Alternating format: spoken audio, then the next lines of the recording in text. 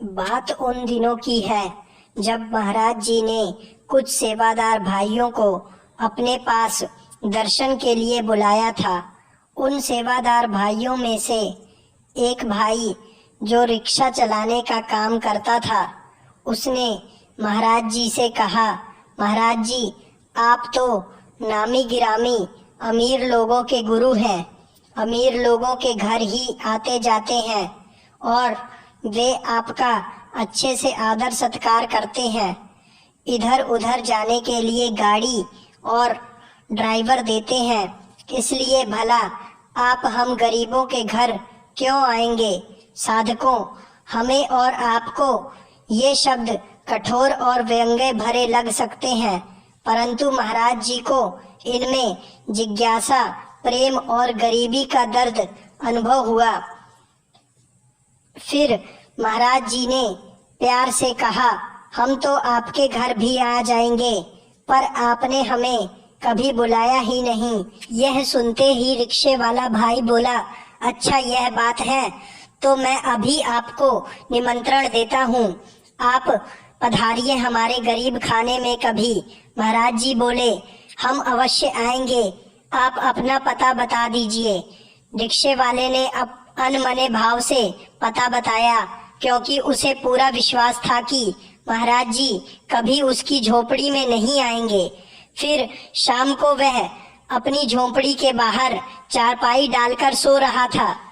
वह इस बात से बिल्कुल बेखबर था कि उसका भाग्य जगाने कोई आ रहा है। सुबह सवेरे महाराज जी की गाड़ी नाले के पास आकर रुकी। नाले के पार झुग्गी बस्ती थी, वहीं एक झुग्गी में वह रिक्शे वाला रहता था। गाड़ी अंदर नहीं जा सकती थी, इसलिए महाराज जी वहीं उतरे और नाला पार कर बस्ती में पहुंचे। फिर लोगों से पूछते हुए उस रिक्शे वाले की झुग्गी को ढूंढा। उसे सोया देखकर महाराज जी ने उसे कंधे से हिलाया। वह हड़बड़ाकर उठा। महाराज जी बोले, भाई तुम तो बहुत विचित्र हो, हमें घर आने का निमंत्रण देते हो और फिर सत्कार भी नहीं करते। रिक्शा वाला तो हक्का बक्का रह गया। उसने आंखें मसल मसल कर देखा, कहीं वह स्वप्न तो नहीं देख रहा।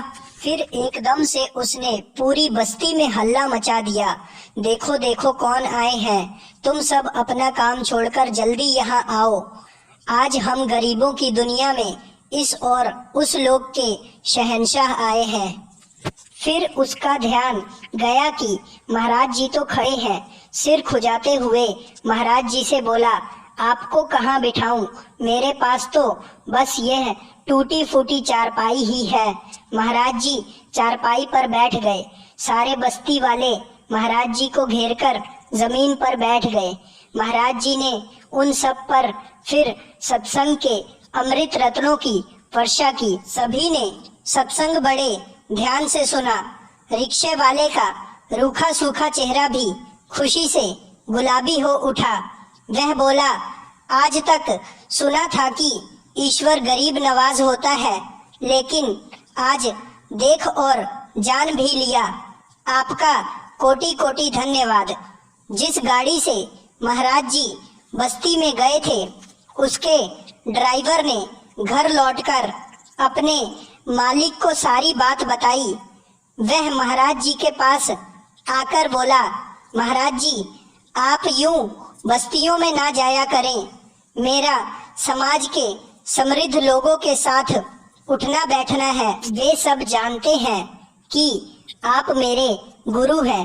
यदि उन्हें पता चल गया कि आप छोटे लोगों के घर भी सत्संग करने जाते हैं, तो मेरी बड़ी बदनामी होगी।